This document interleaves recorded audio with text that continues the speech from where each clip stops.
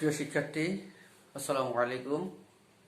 আজকে তোমাদের মাঝে আরেকটি ক্লাস নিয়ে আমি উপস্থিত হয়েছি।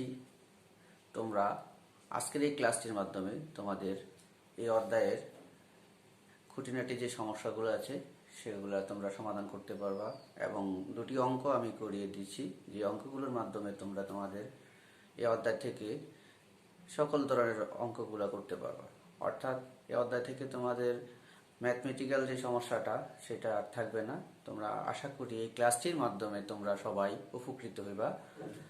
আর তোমরা সকলেই এই অঙ্কের পাশাপাশি তোমাদের পাঠ্য বইয়ের অঙ্কগুলি করার চেষ্টা করবা, এবং তোমাদের যারা বন্ধু বান্ধব রয়েছে তাদেরকে অবশ্যই এই অঙ্কগুলি দেখার সুযোগ করে দিবা। এই অঙ্ক না, আমাদের প্রত্যেকটি ক্লাসে তোমরা দেখার সুযোগ করে দিবা এবং তাদেরকে অনলাইন ক্লাসে অন্তর্ভুক্তি করার চেষ্টা করবা। প্রিয় শিক্ষার্থী, আমরা আর কথা না বাড়িয়ে আজকের যেই ক্লাস সেটা শুরু করব। তোমরা আশা করি সবাই মনোযোগ সহকারে দেখবা। আজকে আমি আরেকটি অঙ্ক দেখব।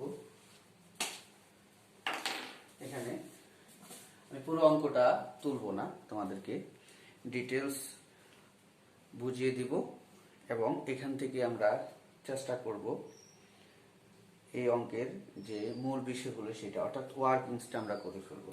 অর্থাৎ আমরা এখন দেখব সোনালী এগ্রো লিমিটেড নামে একটা কোম্পানি।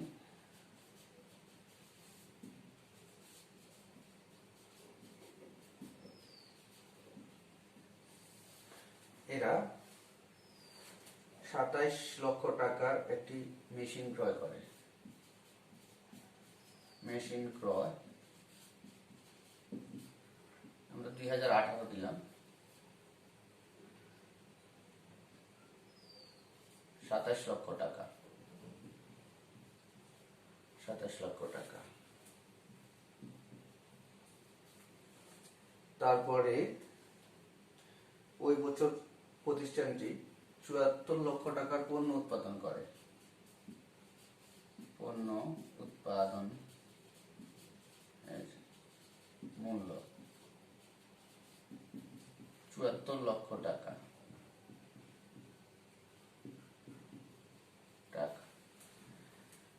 তারপরে এই জন্য তাদেরকে কাঁচা মাল বাবদ ক্রয় করতে হয়। কাঁচা মাল খরচ আছে 17 লক্ষ টাকা। কাঁচা মাল 17 লক্ষ টাকা। তারপরে শ্রম ব্যয়, এখানে শ্রম ব্যয় আছে 11 লক্ষ। শ্রম ব্যয় 11 লক্ষ টাকা। বিদ্যুৎ বিল, বিদ্যুৎ বিল প্রদান করতে হয় 1,57,000 টাকা। এ হচ্ছে আমাদের এই অঙ্কের মূল যে কথাগুলি। এখানে আরেকটি কথা আছে, 2017 সালে মোট উৎপাদনশীলতা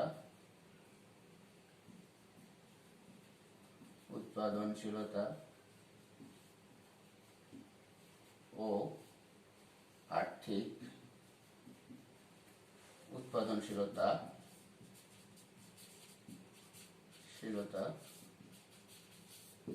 যথাক্রমে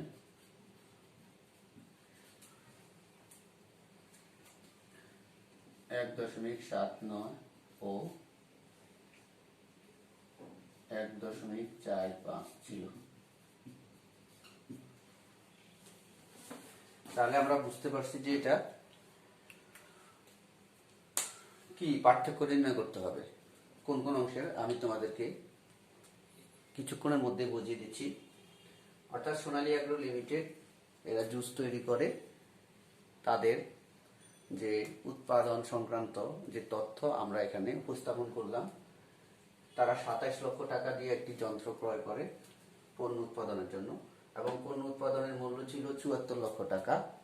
এর জন্য তাদের কাঁচামাল ক্রয় করতে হয়েছে কত, 17 লক্ষ টাকা। তারপরে শ্রম ব্যয় 11 লক্ষ টাকা, বিদ্যুৎ বিল দেওয়া হয়েছে 1,57,000 টাকা। 2017 সালে এই প্রতিষ্ঠানের মোট উৎপাদনশীলতার পরিমাণ ছিল 1.79 এবং আর্থিক উৎপাদনশীলতা ছিল 1.45। এখন আমাদের করণীয় কি, আমরা কি করতে পারি সেই তথ্যটা তোমাদেরকে জানিয়ে দিচ্ছি। করণীয় হচ্ছে, প্রথমে শ্রম, যন্ত্রপাতি,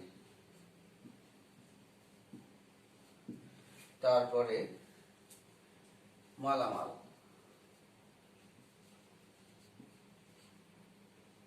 মোট উৎপাদনশীলতা,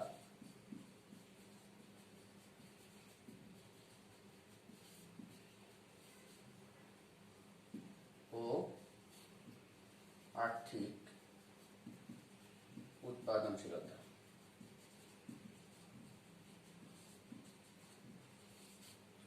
নির্ণয় করতে হবে।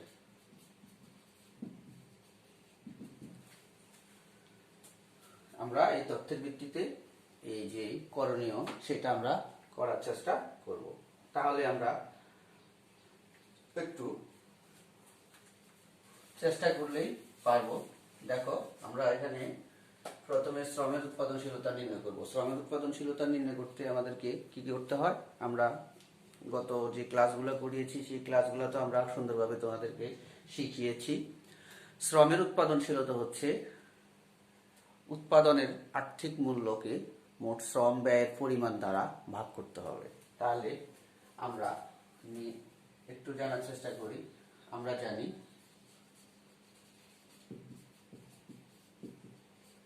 শ্রমের উৎপাদনশীলতা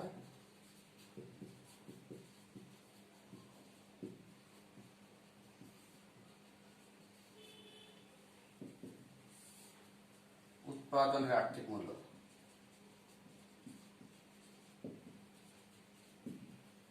আর্থিক মূল্য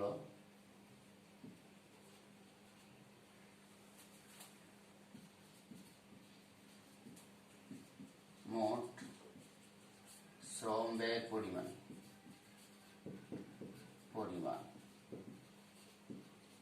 তাহলে দেখো, আমার উৎপাদনের আর্থিক মূল্য কত রয়েছে আর শ্রম ব্যয় কত রয়েছে আমরা দেখি। আমার পণ্য উৎপাদনের মূল্য দেখো এখানে 74 লক্ষ টাকা। তাহলে এইটা আমরা উৎপাদনের আর্থিক মূল্য ধরবো 74 লক্ষ টাকাকে। আমার শ্রম ব্যয় কত সেটা আমরা দেখি। এই যে আমরা শ্রম ব্যয় পেয়ে গেছি 11 লক্ষ টাকা। 11 লক্ষ টাকা। তাহলে আমার এখানে আমরা ক্যালকুলেশন করলে পাই কত, 6.73 টাকা প্রতি একক। শিক্ষার্থী, আমরা শ্রম ব্যয় কি সেটা দেখলাম, অর্থাৎ এখানে আমরা মোট উৎপাদনের যে মূল্যটা রয়েছে এবং আমার শ্রম বাবদ যে ব্যয় হয়েছে তাকে ভাগ করলেই কিন্তু আমরা এই শ্রম ব্যয়ের পরিমাণটা নির্ণয় করতে পারি।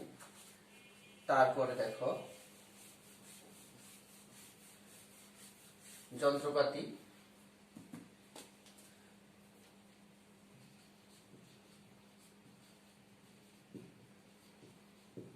উৎপাদনশীলতা।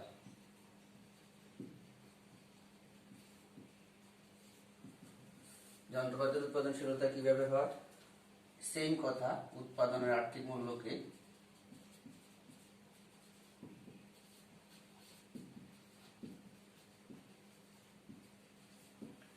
আর যন্ত্র ব্যয়। যন্ত্র ব্যয়টা কই আমরা দেখি। যন্ত্র ব্যয় হচ্ছে এই যে আমরা মেশিন ক্রয় করলাম, এই যেখানে যন্ত্র ব্যয়ের পরিমাণ।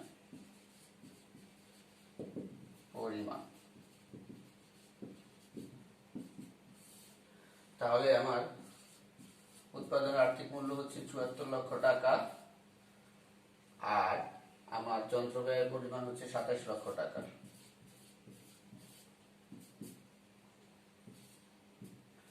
তাহলে আমরা এখানে ক্যালকুলেশন করলে পাই 2.74। আমরা শ্রম এবং যন্ত্রপাতি এই দুইটো বিশ্লেষণ করে ফেললাম। তার পরবর্তীতে আমরা চলে যাব মালামালের যে উৎপাদনশীলতা রয়েছে, মালামালের উৎপাদনশীলতা কি সেটা নির্ণয় করার চেষ্টা করব। তোমরা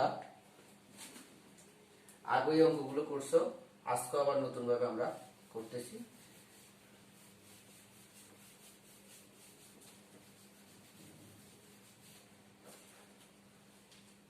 মালামালের উৎপাদনশীলতা।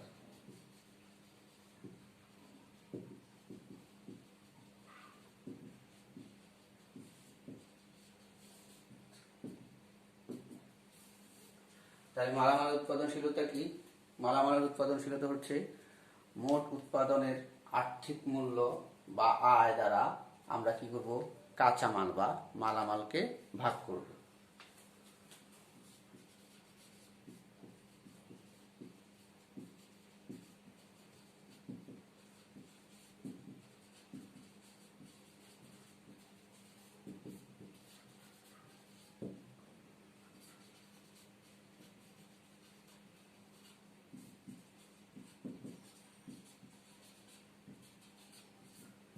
মূল্য দেখো, মোট উৎপাদনের আর্থিক মূল্য আমার কিন্তু ৭৪ লক্ষ টাকা।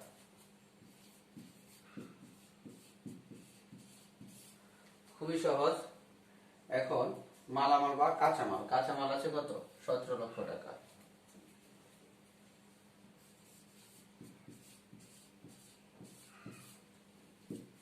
তাহলে আমরা ক্যালকুলেশন করলে পাই কত, ৪.৩৫ হয়ে গেল। আমাদের মালামালের উৎপাদনশীলতা কি সেটা আমরা পেয়ে গেছি। তার পরবর্তীতে আমরা চলে যাব মোট উৎপাদনশীলতা কি। মোট উৎপাদনশীলতা এটা খুবই সহজ, আমরা প্রথমে এটা করে ফেলছি। মোট উৎপাদনশীলতা, মোট উৎপাদনশীলতা, মোট উৎপাদনশীলতা হচ্ছে মোট উৎপাদনের মূল্যকে মোট উপকরণের মূল্য দ্বারা ভাগ করতে হবে। তাহলে দেখো, মোট উৎপাদনের মূল্য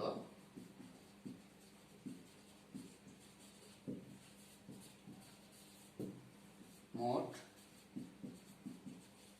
উপকরণের মূল্য। খুবই সহজ, তোমরা দেখলেই পারবা। মোট উৎপাদনের মূল্য রয়েছে ৭৪ লক্ষ টাকা। ৭৪ লক্ষ টাকা। আমার উপকরণ গুলা কি কি দেখো, মেশিন ক্রয়, কাঁচামাল, শ্রম, বিদ্যুৎ বিল। আমি যা যা উপকরণ ক্রয় করেছি, তাহলে দেখো ২৭ লক্ষ টাকা যোগ হচ্ছে ১৭ লক্ষ টাকা যোগ হচ্ছে ১১ লক্ষ টাকা যোগ হচ্ছে ১,৫৭,০০০ টাকা।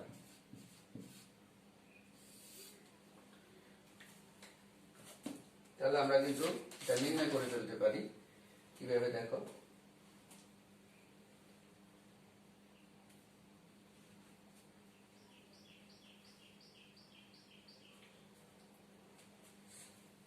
কত হলো দেখো, ৭৪ আর হচ্ছে ৫৬,৫৭,০০০ টাকা। ৫৬,৫৭,০০০ টাকা ভাগ করলে আমরা পাই ১.৩১, ১.৩১ প্রায়। এখন একটু খেয়াল করো, আমরা ২০১৭ সালে দেখলাম মোট উৎপাদনশীলতার কত, ১.৭৯। এখানে পেলাম ১.৩১। এটা কিন্তু একটা প্রতিষ্ঠানের জন্য নেতিবাচক প্রভাব, অর্থাৎ প্রতিষ্ঠানের জন্য একটা ভালো দিক।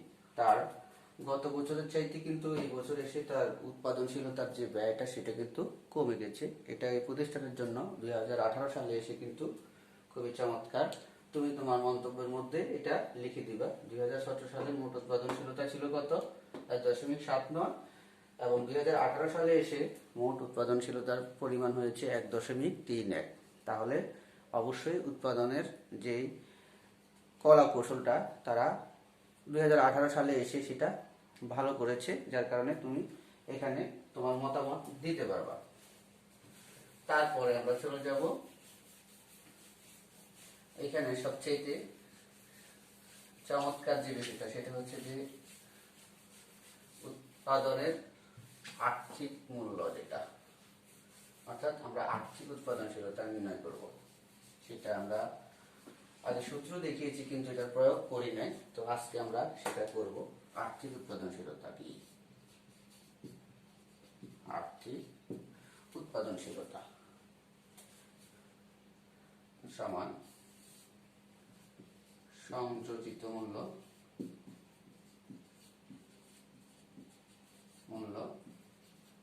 রূপান্তর মূল্য। সংযোজিত মূল্যকে আমরা রূপান্তর মূল্য দ্বারা ভাগ করলে আর্থিক উৎপাদনশীলতা পেয়ে যাব। আমরা তার আগে বলছি যে সংযোজিত মূল্যকে আমরা কিভাবে নির্ধারণ করব। সংযোজিত মূল্য সমান বিক্রয় বাদ হচ্ছে কাঁচামাল। বিক্রয় থেকে আমরা যখন কাঁচামালটা বাদ দিব তখন কিন্তু আমরা সংযোজিত মূল্য পেয়ে যাব। আর রূপান্তর মূল্য আমরা কিভাবে করব? রূপান্তর মূল্য করতে গেলে আমার কাঁচামালকে চূড়ান্ত পণ্যে যখন আমি রূপদান করব তখন এখানে কিছু ব্যয় হয়, যন্ত্র, শ্রম এবং অন্যান্য ব্যয়। তাহলে আমরা এখানে সেটা খুঁজে বের করি কোথায় আছে। দেখো,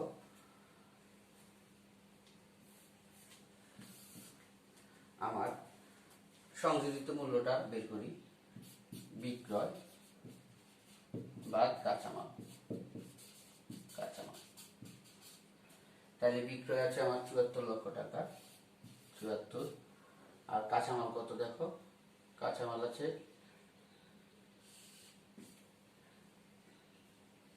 17।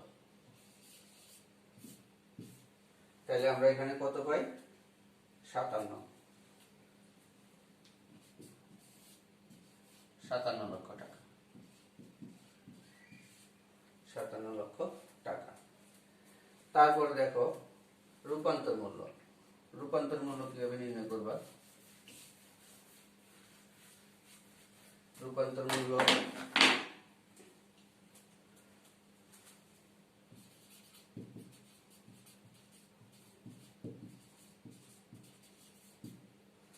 আমরা আগেই বলেছি এখানে কাঁচামাল কত আছে। কাঁচামালকে আমরা যখন চূড়ান্ত পণ্যে রূপদান দিব তখন কিন্তু আবার এটা বের করতে হবে।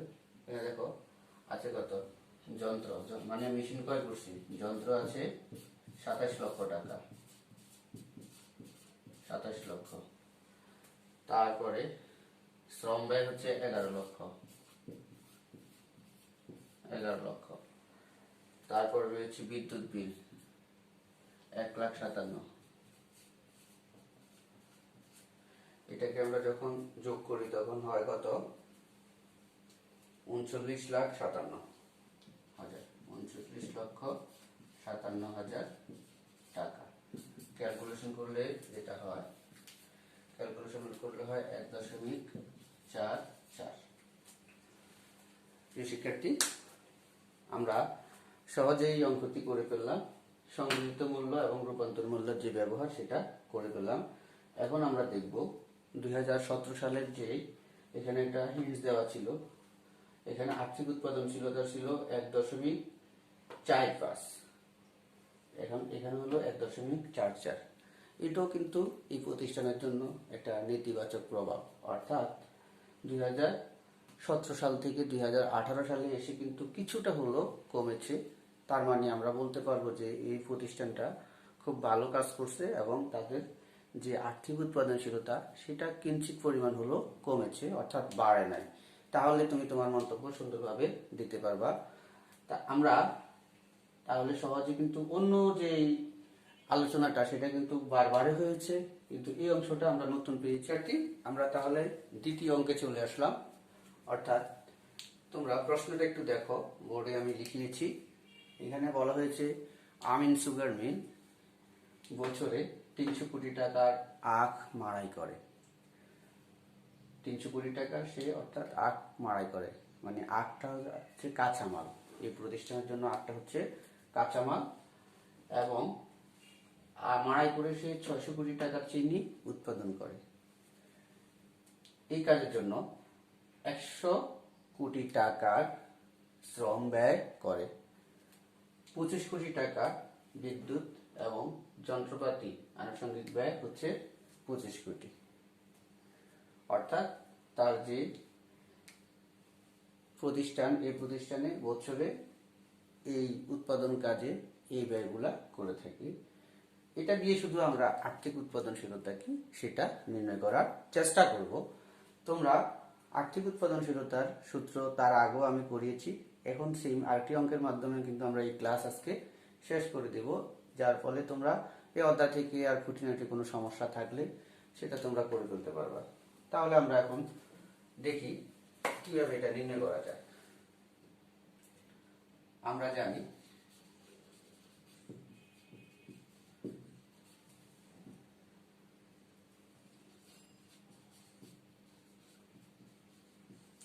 আর্থিক উৎপাদনশীলতা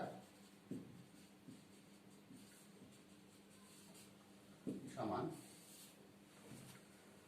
সংযোজিত মূল্য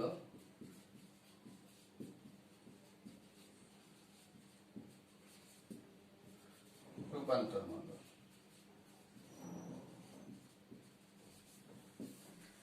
অর্থাৎ সংযোজিত মূল্য আমরা এখন বিক্রয় থেকে কাঁচামাল বাদ দেব, বিক্রয় বিয়োগ কাঁচামাল। তাহলে আমার বিক্রয় কত? তোমরা এই অঙ্কে বিক্রয় আছে 300 কোটি টাকার, কিন্তু সেই কাঁচামাল ক্রয় করছে, কাঁচামাল আমরা পেয়ে গেলাম 300। 600 কোটি টাকার চিনি উৎপাদন করছে, এই 600 কোটি টাকাই তার বিক্রয় মূল্য। তাইলে পাইলাম কত? 300 কোটি টাকা। তাহলে আমরা সাজিয়ে নেই 600 বিয়োগ 300। তারপরে দেখো রূপান্তর মূল্যের মধ্যে এখানে কি কি আছে আমরা দেখি। এই যে 100 কোটি টাকার এখানে শ্রম আছে না, তারপরে হচ্ছে 25 কোটি টাকা বিদ্যুৎ অন্যান্য এবং যন্ত্রপাতি আছে 25 কোটি টাকা। তাহলে আমরা যোগ করে নেই 100, তারপর রয়েছে কত? 25 যোগ 25। এবার দেখো 300 150। রূপান্তর মূল্য কত আসে তাহলে দেখো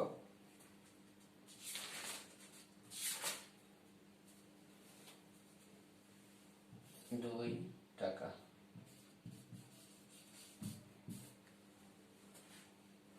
তাহলে আমরা খুব সহজেই কিন্তু এই অঙ্কটি করে ফেললাম। তোমরা আশা করি বাসায় নিরাপদে থেকে ভালোভাবে আমাদের ক্লাসগুলো দেখবা এবং তোমাদের বইয়ের যে সিলেবাস রয়েছে সেটা শেষ করবা। আজকের মতো তোমাদের মাঝ থেকে বিদায় নিলাম। সকলকে ধন্যবাদ।